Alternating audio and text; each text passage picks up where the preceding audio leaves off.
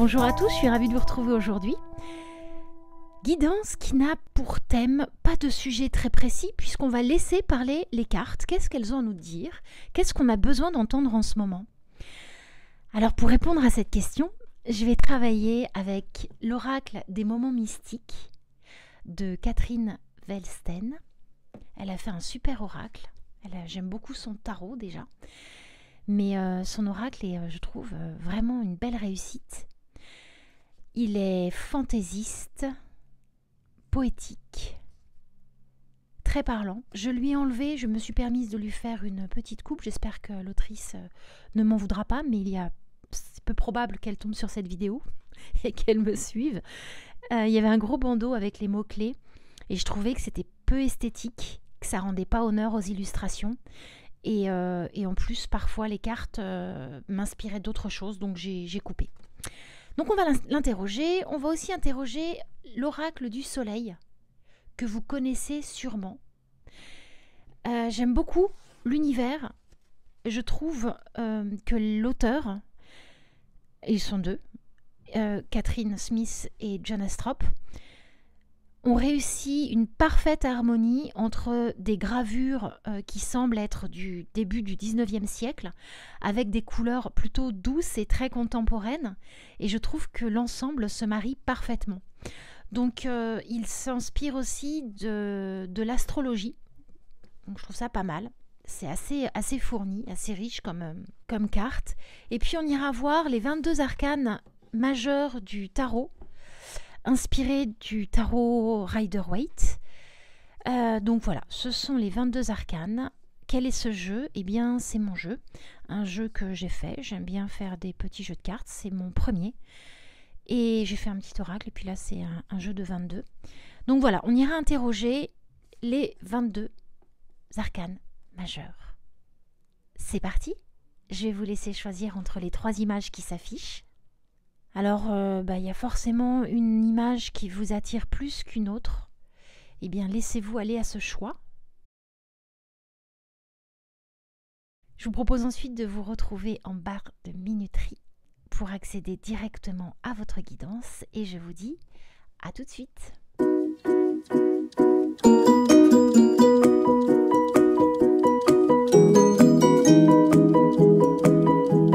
Alors, groupe 1. Regardez ces belles cartes. J'ai l'impression que le message, c'est un peu les feux de l'amour. Donc on va les regarder une à une, on va essayer de les comprendre et de savoir ce qu'elles essayent de vous dire. J'ai l'impression que dans ce groupe, il y a une grande envie d'émancipation, envie de liberté, envie de voler de ses propres ailes, voler vers une passion, quelque chose qui vous anime fortement. On est sur la planète de Vénus et relié au signe astrologique du Taureau. Et bon, là, c'est assez parlant. Hein. Cupidon, un couple qui s'en va. Là, on est quand même dans un décor un petit peu gris, un peu austère. Il y a envie d'évasion, de passion, d'amour, de fuite, d'aller vers quelque chose de plus léger, de plus entraînant, de plus tout ce qui est de l'ordre de la passion, de quelque chose qui donne des ailes. Là, on est comme coupé de sa liberté, ou en tout cas de ses possibilités. Alors, je ne fais pas de prédictif, mais si j'en faisais... Petit message, si j'en faisais, alors ça ne parlera pas à tout le monde, mais bon là clairement, on a envie de ne plus cacher son amour, son amoureuse ou son amoureux, mais on est pris par des engagements. Ou alors ça peut être aussi des engagements familiaux, hein. Ça peut être des engagements familiaux, ça peut être des engagements déjà du cœur, on est déjà engagé. On est déjà engagé. En tout cas, il y a quelque chose qui bloque, j'ai envie de dire, une relation amoureuse. Et en même temps, c'est pas forcément une relation amoureuse. En prédictif, ce serait ça. Mais en guidance, On va élargir un peu les champs de vision et les possibilités. Ça pourrait être une envie de se réaliser, d'être plus libre, de pouvoir exercer peut-être une passion, en tout cas quelque chose qu'on connaît. Ça, c'est la grande prêtresse. Et la grande prêtresse, elle nous dit, c'est la gardienne des secrets de la vie. Mais là, il y a quelque chose qu'on a envie de dévoiler au grand jour. Et voilà, alors vous reliez à vos situations de vie, mais il y a quelque chose qu'on sait au plus profond de nous, qu'on a très ancré, voilà, dans les abysses comme ça de son cœur, de ses tripes. Il y a quelque chose qu'on sait et qu'on a très envie de dévoiler, pour lequel on est prêt à tout abandonner. Alors ça peut être un projet, hein, ça peut être un projet, une passion, un amour. Et c'est Vénus quand même. Et là, on a envie de vraiment tout quitter, quoi. On a envie de s'éloigner le plus loin possible de ce qui nous enferme. Vous voyez, là, il y a un petit arc-en-ciel hein, quand même. Alors, on ne le voit pas beaucoup, mais il est là. On a très envie de fuir quelque chose qui nous bloque, qui nous empêche de nous exprimer, de chanter, de voler, d'être indépendant. On a très envie d'aller vers plus de légèreté, plus de liberté. On a envie d'aller vers quelque chose peut-être qu'on a découvert de nous, qu'on a envie d'aller explorer, exploiter. J'ai très envie de rajouter une petite carte là sur ces 3 petites cartes qui sont déjà bien parlantes. Qu'est-ce que je vais prendre? Le Tao.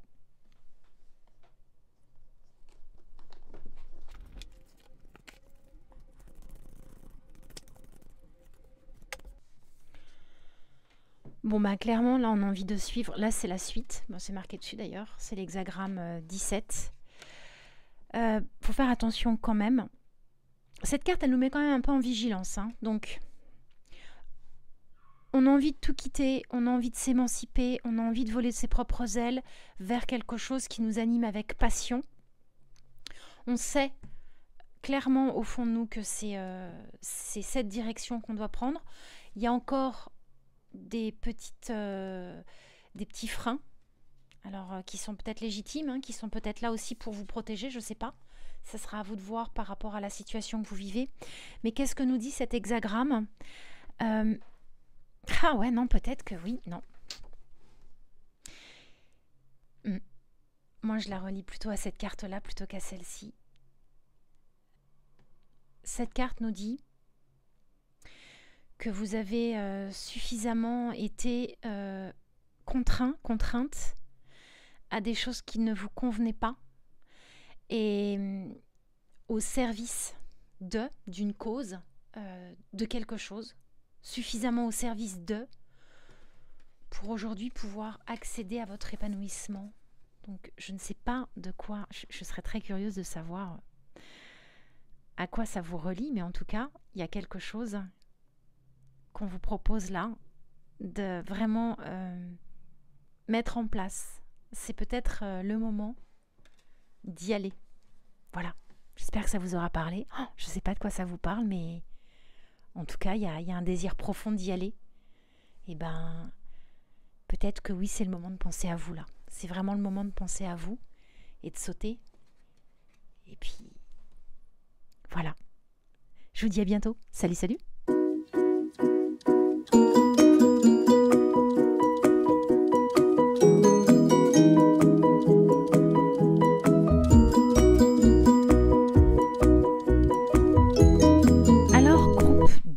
Je vous montre les cartes que vous avez eues.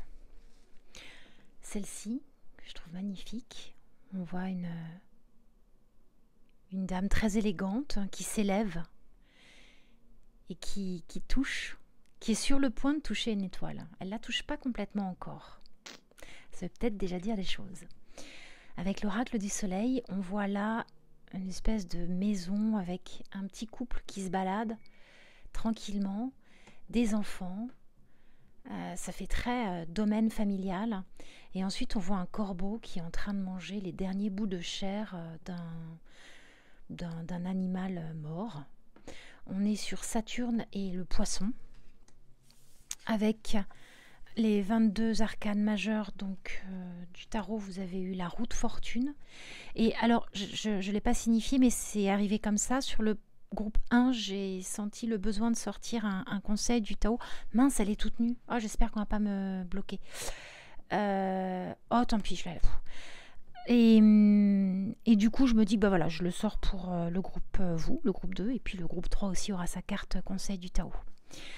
Le puits et la roue de fortune. Qu'est-ce que ça nous signifie? Alors là, tout de suite, cette carte, elle nous parle quand même de Saturne. Donc Saturne, c'est l'ambition. C'est l'ambition, c'est la réflexion. Associé au poisson, le poisson, c'est la bienveillance, le sacrifice. Là, clairement, il y a, il y a du sacrifice. Qu'est-ce qu'on doit sacrifier? Qu'est-ce qu'on n'a pas envie de sacrifier? Et quelle est l'étoile qu'on a envie de toucher? Quel est l'espoir? Est-ce qu'on est toujours dans l'espoir de moments heureux retrouvés? Est-ce qu'on est dans... Parce que le poisson, c'est la carte du sacrifice, hein. C'est la dévotion, c'est la bienveillance. Et soit on a très peur de perdre quelque chose, soit on a déjà perdu quelque chose. Est-ce qu'on a perdu quelque chose parce qu'on l'a voulu? Ou est-ce qu'au contraire, ça nous a un peu tombé dessus? La roue de fortune, qu'est-ce que... On va faire un... Là, on analyse les cartes, et puis après, on va se faire un petit résumé, un petit condensé de ce que ça nous livre comme message. La roue de fortune. La roue de fortune, c'est une roue qui tourne. Ouais, super. On y a ajouté là un... Mince, je sais plus comment ça s'appelle. Oh, je sais plus. Une boussole. La roue de fortune, c'est une carte qui a tellement de... Enfin, comme toutes les cartes, on me dirait tellement de signification. Là, dans ce tirage, j'ai l'impression qu'elle nous dit qu'il faut lâcher quelque chose. Il faut lâcher quelque chose pour peut-être aller toucher sa bonne étoile, retrouver le cap, l'alignement. Et là, ce symbole-là, c'est le symbole de la perfection. Lâcher quelque chose pour pouvoir faire en sorte que cette roue finisse par tourner. Mais ça va vous demander d'aller chercher très profondément. Là, c'est la carte de le puits. Le puits, c'est ce qu'on met au centre du village. En fait, c'est pas ce qu'on met au centre du village. Le village se construit autour du puits, autour de la ressource, autour de la ressource vitale, l'eau qui va être nécessaire au fonctionnement de la culture des champs, et puis aussi de la source même d'eau pour étancher notre soif, ne pas périr et ne pas être privé d'eau. Donc, quand on a un point d'eau, à l'époque, les villages se construisaient autour du point d'eau. Cet hexagramme 48, et le puits, c'est souvent à la base sous la terre, hein, donc il faut creuser la boue, il faut aller vraiment creuser la boue, enlever sur des mètres et des mètres, des centaines de mètres parfois, pour aller chercher la ressource.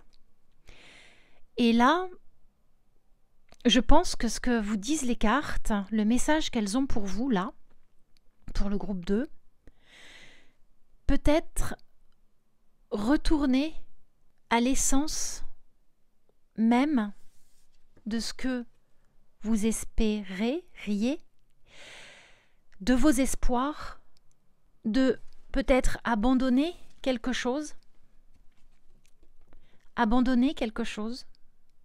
qui en façade peut sembler heureux, mais qui peut-être ne l'est pas tant que ça.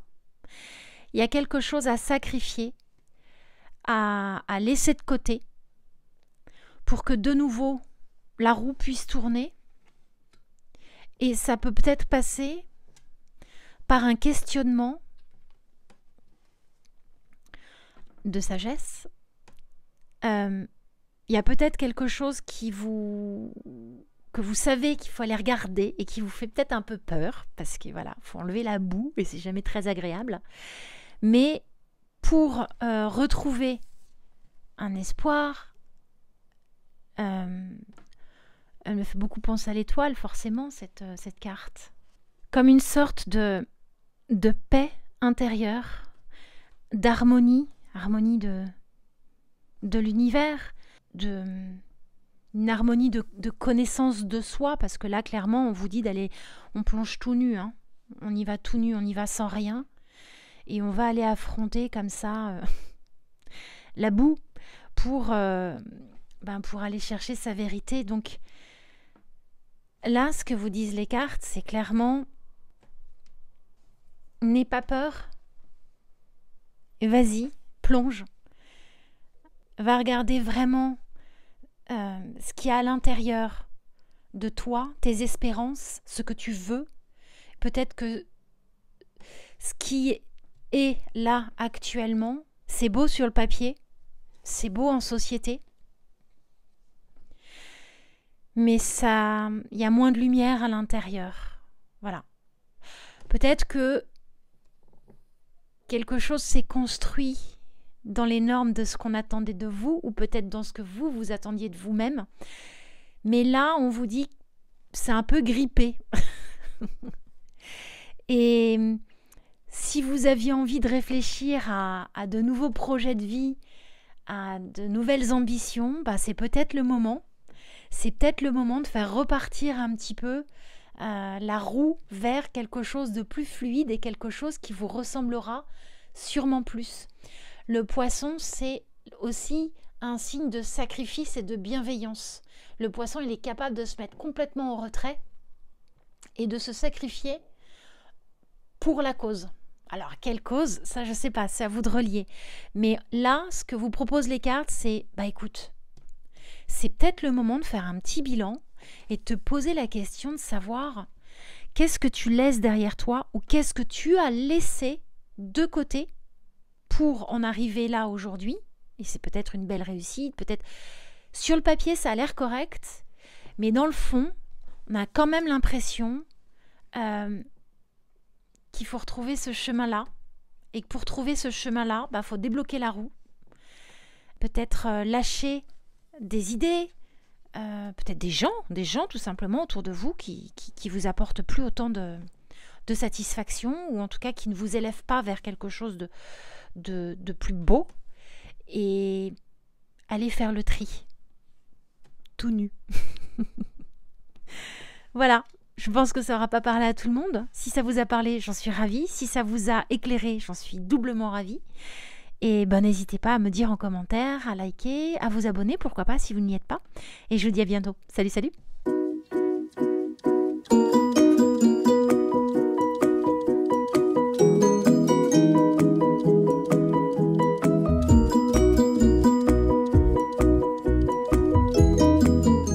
Alors groupe 3, on va regarder les cartes que vous avez eues et puis après je vous en fais une synthèse, une analyse.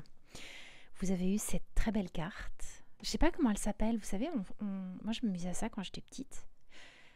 On souffle sur... Ah mince, j'ai pas le nom. Et puis ça fait des petits parachutes comme ça. La perte, le groupe 2 l'a eu aussi, elle a très envie de sortir celle-ci. On a quelque chose à perdre, à laisser de côté en ce moment. On a du tri à faire. Le chariot, en arcane majeur du tarot. Et alors oui, sur le groupe 1, j'ai senti le besoin d'ajouter une carte conseil du Tao, donc le dérivé du Yi King. Du coup, je l'ai sorti aussi pour le groupe 2 et puis pour vous, groupe 3. L'approche, l'hexagramme numéro 19. Alors, je souffle, c'est peut-être pas très agréable à entendre, mais je trouve ça super beau et en même temps si évident et peut-être très difficile, en tout cas dans la situation peut-être que vous vivez, mais là, on vous dit clairement, vas-y, vas-y, vas-y, vas-y, vas-y et vas-y. Donc allez-y, allez-y où? Ça, ce sera à vous de relier par rapport à vos situations de vie. Mais si on regarde bien cette petite image, on a donc un petit chapeau et on a deux personnages.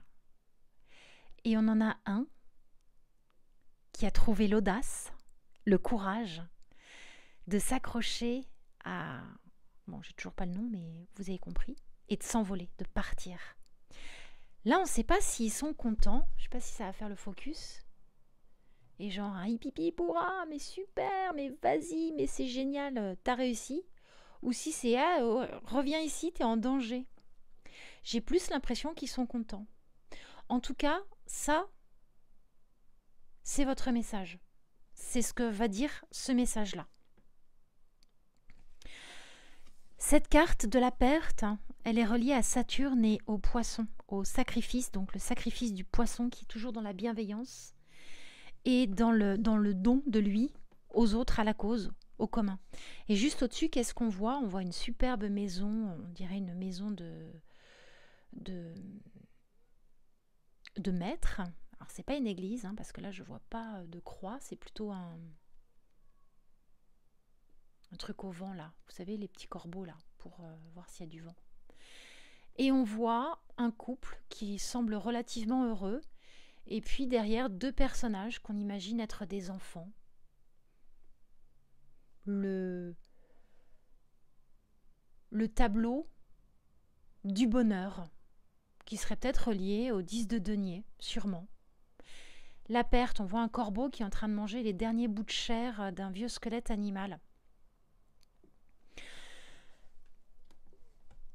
Le chariot, c'est la direction. Alors le chariot, il a tendance à vouloir partir bien en tête sans réfléchir. Il y va, il est très déterminé, mais il y a quand même cette notion de difficulté de choix entre, sur la carte Rider, sur le tarot traditionnel, on voit soit deux sphinx, soit deux chevaux, un noir et un blanc. Et c'est souvent relié à la raison du cœur ou la raison de l'esprit. Et le chariot, il part comme ça, très... voilà. Donc il semble très déterminé et au fond de lui, il porte presque un masque où il n'est pas... il semble convaincu, mais il n'est pas complètement. Mais en tout cas, il y va. Et cette carte-là, l'hexagramme 19, il vous dit, ne reste plus dans l'ombre, ça y est. Oula, il y a du bruit autour de moi. Ne reste pas dans l'ombre. Il y a un magnifique tapis rouge qui te mène, comme si tu étais attendu, au paradis, dans un endroit où, voyons, on respire, on voit l'horizon, le ciel est complètement dégagé, et il y a des sortes de cerisiers japonais, c'est le printemps. Sors, je vais pas dire des ténèbres, hein, mais bon, quand même, l'ombre, c'est quand même assez austère, donc sors de l'ombre, sors de l'austérité, sors peut-être de la tristesse, de la peine, sors de quelque chose qui te bloque, va respirer. Voilà. Le message d'aujourd'hui, ce serait peut-être qu'il faudrait se poser la question de savoir qu'est-ce qui est actuellement en place et qu'est-ce qui me demanderait de prendre mon courage à deux mains pour faire le grand saut, pour y aller, pour me fixer une direction. Et peut-être que c'est la peur de découvrir ce qu'il y a derrière. Ah, c'est marrant parce que j'ai fait une vidéo il n'y a pas longtemps sur le doute. Je vous invite du coup à la regarder. Il y a peut-être des appréhensions et des peurs de franchir un cap. Franchir ce cap, ce serait laisser des choses derrière soi. Et on n'est pas confortable avec ça. Mais en même temps, je pense que le risque en vaut la chandelle. En tout cas, c'est ce que vous disent les cartes. Ose. Ose. Ose y aller. Aller où? Je ne sais pas. Un projet, une idée, un achat, ouvrir son cœur à quelqu'un, déclarer sa flamme. Ose. Peut-être qu'on vous dit, regarde ce qui est en ce moment. Ce qui est en ce moment, alors ça se rapproche beaucoup du groupe 2, ce message. C'est peut-être beau sur le papier. C'est peut-être ce qui était attendu de vous ou des autres. C'est parfait. C'était bien, voilà. C'est carré. Mais il y a quelque chose au fond des tripes, au fond du cœur, au fond du ventre qui a besoin d'aller respirer. D'aller respirer.